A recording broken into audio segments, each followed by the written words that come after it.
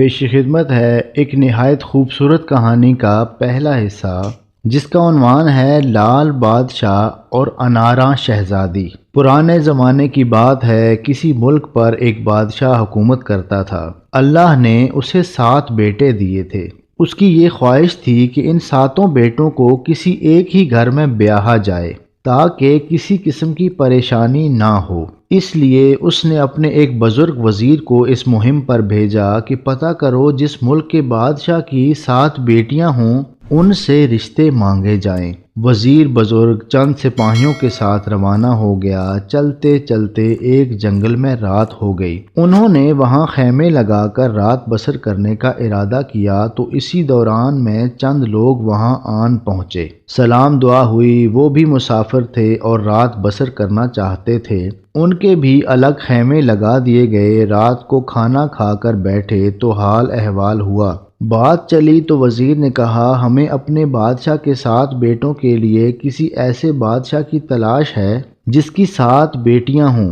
یہ سن کر دوسری طرف والا مسافر بولا، اللہ اکبر، اسے کہتے ہیں مقدر۔ وزیر حیران ہوا اور پوچھا، کیا مطلب بھئی؟ وہ کہنے لگا، جناب، سیانے سچ کہتے ہیں کہ جوڑے آسمانوں پر بنتے ہیں اور اوپر والا ہی وسیلے بناتا ہے۔ بات یہ ہے کہ میں بھی ایک ملک کا وزیر ہوں اور میرے بادشاہ کو اللہ نے 7 بیٹیوں سے نوازا ہے۔ میرے بادشاہ نے بھی مجھے اسی مہم پر روانہ کیا تھا کہ کسی ایسے بادشاہ کا پتہ کرو جس کے 7 بیٹے ہوں۔ دیکھو اللہ تعالیٰ نے ہمیں کیسے ملا دیا ہے۔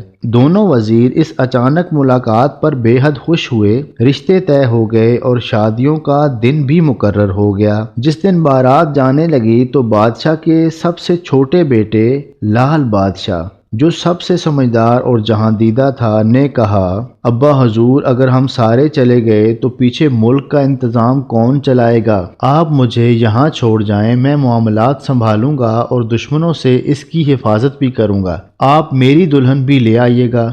بادشاہ نے اس کی بات مان کر اسے وہیں چھوڑا اور باقی 6 بیٹوں اور بارات کے ساتھ روانہ ہو گیا۔ دوسرے ملک پہنچے تو وہاں ان کا شاندار استقبال کیا گیا، خوب جشن منایا گیا۔ رات کو نکاح ہوئے تو لال بادشاہ کی عدم موجودگی کو دلہن والوں نے محسوس کیا اور اس طرف چہمگوئیاں ہونے لگیں کہ ہو نہ ہو بادشاہ کا بیٹا معذور ہے، اس لیے اسے ساتھ نہیں لائے۔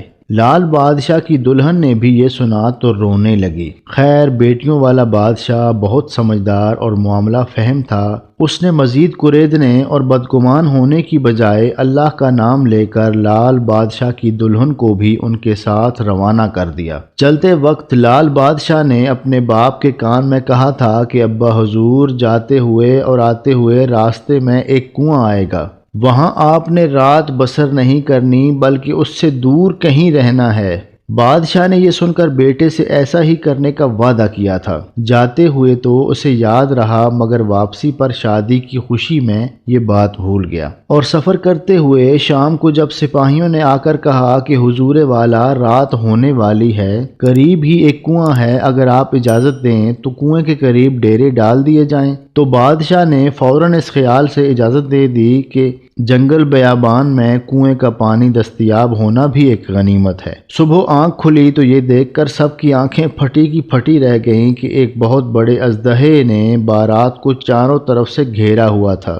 بادشاہ نے بھی جب یہ دیکھا تو اسے بیٹے کی بات یاد آئی اور غلطی کا احساس ہوا، مگر اب کیا ہو سکتا تھا؟ سو وہ ڈرتے ڈرتے آگے بڑھا اور اژدہے کی منت کی، میاں سانپ، ہماری تمہاری کوئی دشمنی نہیں، ہم پر احسان کرو اور ہمیں جانے دو۔ اس پر اژدہا بولا، اے بادشاہ، اگر تو لال بادشاہ کی دلہن کو میرے حوالے کر دے تو میں تمہیں راستہ دے دوں گا۔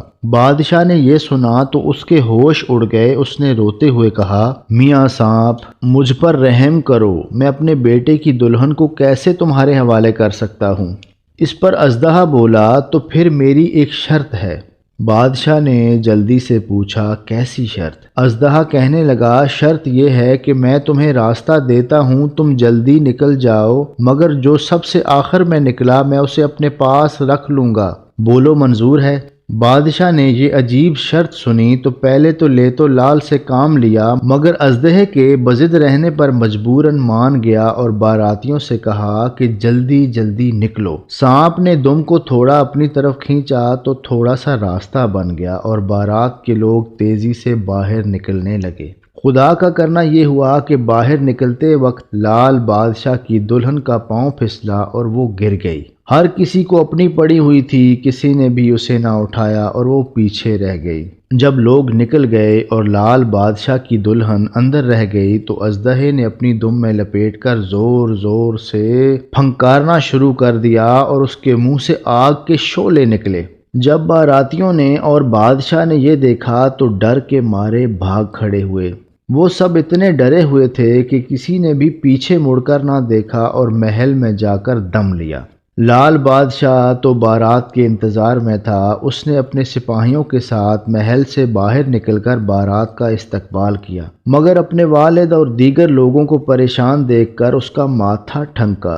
اس نے جلدی جلدی باپ سے پوچھا، ابا حضور خیریت تو ہے؟ آپ گھبرائے ہوئے اور پریشان کیوں ہیں؟ اس پر باپ نے اسے سارا ماجرا کہہ سنایا۔ یہ سن کر لال بادشاہ نے باپ کو تسلی دی اور کہا، ابا حضور آپ پریشان نہ ہوں، میرے باقی بھائیوں کے ساتھ جشن منائیں تاکہ دشمن کو ہماری پریشانی کا علم نہ ہو۔ میں جا کر اپنی دلہن کو اژدہے سے چھڑوا کر لاتا ہوں۔ یہ کہہ کر وہ محل سے روانہ ہو گیا۔ چلتے چلتے اسی کنویں کے قریب آن پہنچا جہاں اژدہے نے اس کی دلہن کو جکڑا ہوا تھا۔ اژدہے نے اسے آتے دیکھا تو دور سے ہی پکارا، آؤ آؤ لال بادشاہ، مجھے تمہارا ہی انتظار تھا، مجھے یقین تھا کہ تم ضرور آؤ گے۔ لال بادشاہ کہنے لگا، اے اژدہے، میری دلہن مجھے واپس کر دو۔ اس پر اژدہا کہنے لگا، ضرور، مگر اس کے بدلے میں تمہیں میری ایک شرط ماننا ہوگی۔ لال بادشاہ نے پوچھا، کیسی شرط؟ اژدہے نے کہا، شرط یہ ہے کہ تم مجھے اناراں شہزادی لا دو،